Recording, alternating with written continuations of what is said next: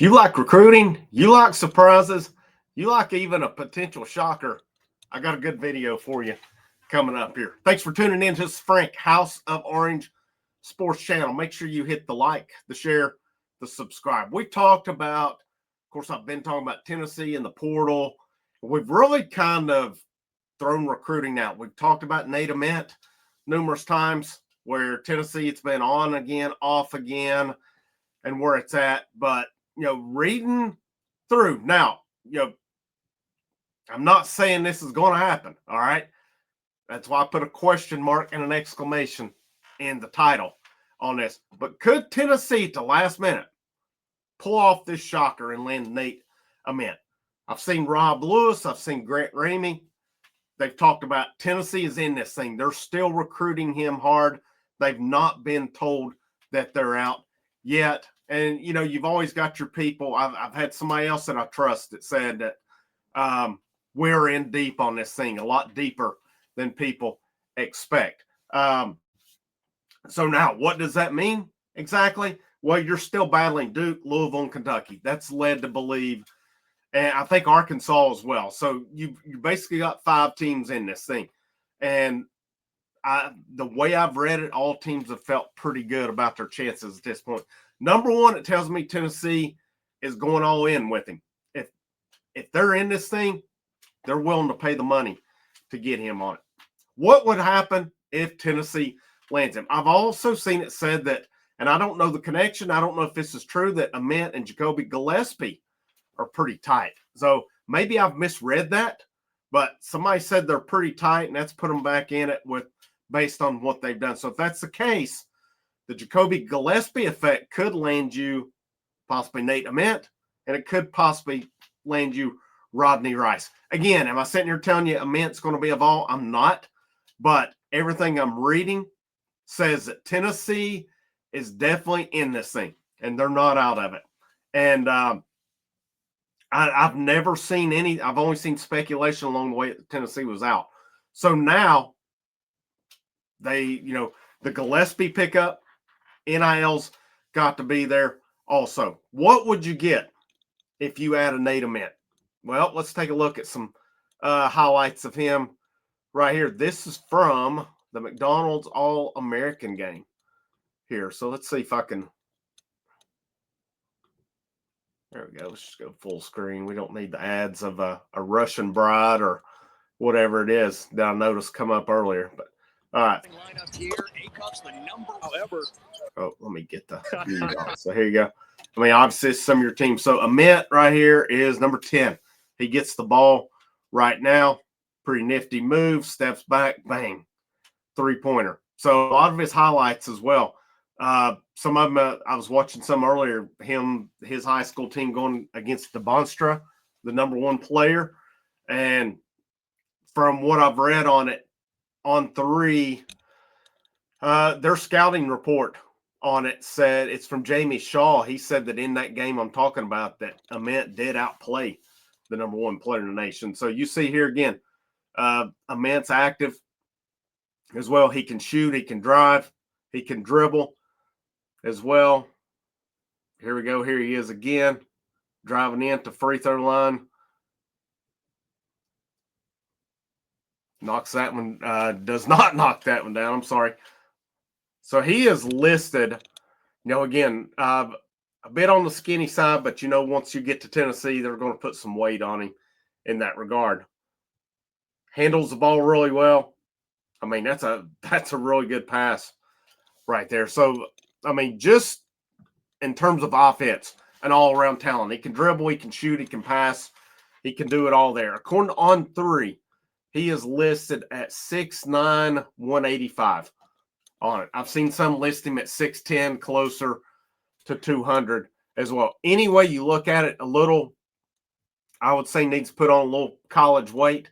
But how would that affect him if he goes to that? I don't know that it affects him a whole lot, because he's not going to go from 185 to 250 in the span of a summer or anything like that. He'll put on some good weight. It'll be weight that will help him maintain and it'll get him ready for SEC play, because we know SEC play we've seen it. It's pretty physical. And, your most physical team outside the SEC we've seen is Houston, who's playing for the national championship tonight. But Tennessee's class right now, of course, it is ranked not very, very highly. Let me see here where it's at. It is, let me pull that back up here just a moment.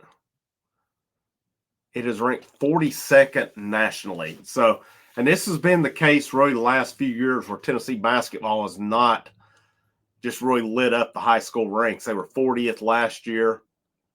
And that actually, I think now they're actually including the transfers in on this. So that was including the transfers last year. The year before when they landed Connect, they were ranked 24th. I mean, so it's, it's an interesting bag that you have there as well. I mean, their best class recently was 2022, where they got Julian Phillips, DJ Jefferson, BJ Edwards, Tobe Awaka, and Freddie DeLeon. That was a good class on paper, and not a single one of them got through. Awaka, 2 years? Phillips went to the NBA. Jefferson, 2 years now. Edwards, I think he was gone after the first year. He's at SMU now. DeLeon at Penn State. So, just a real disconnect there with that class and this coaching staff, because that's all these guys looking across. Phillips was a consensus 5, DJ Jefferson a consensus 4, BJ Edwards consensus 4, Freddie DeLeon consensus 4. Tobe Awaka was a consensus 3-star, and he was a 3 rated a 3 in 3 of them, and not even ranked in the other one. And that's something else. The one that had the most success was the lowest ranked one of the whole class. So with Tennessee in their class, they've got to hit on their scouting better. Here, they really do.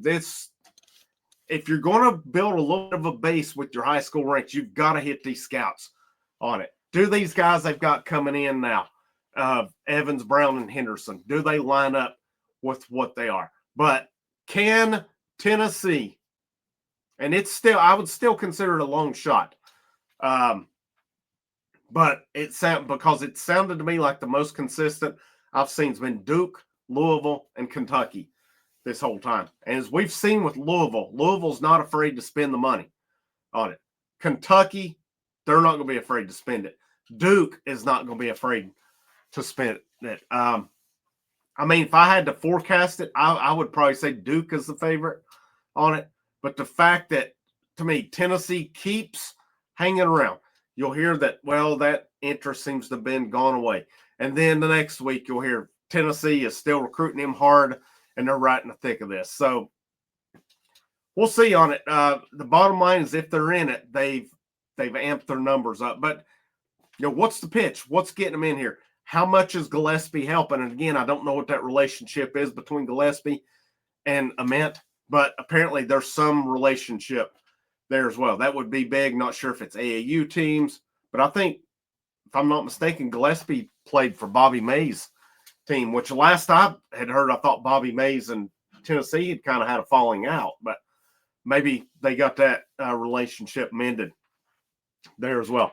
But keep you posted on this one, as just when you think Tennessee's out, Tennessee seems to be back in on this one. So we'll keep our fingers crossed. That would be a huge pickup. And if you're Tennessee and Rick Barnes and you get him, let him come in and play. Let him come in and do his thing. Don't pull him out every time somebody beats him off the dribble or something. You got to let these guys play a little bit. Why do you think Gino continues to win championships at UConn? He gets ladies every year. It could go anywhere. He lets them play. You say what you want about Gino Auriemma. Okay? Say what you want about him. How many just badass players has he had over the years? It's because he lets them play. You've got to do that a little bit if you're Rick Barnes. If you get a talent like Nate Ament, number one, the NIL you're going to be paying him, and then just what he brings to that team, let him cook. Frank Rock, House of Orange, like, share, subscribe. There's your 3 things there. Check out the link in the description, the channel membership, the $1 a month Patreon. Those do go to help the channel there as well.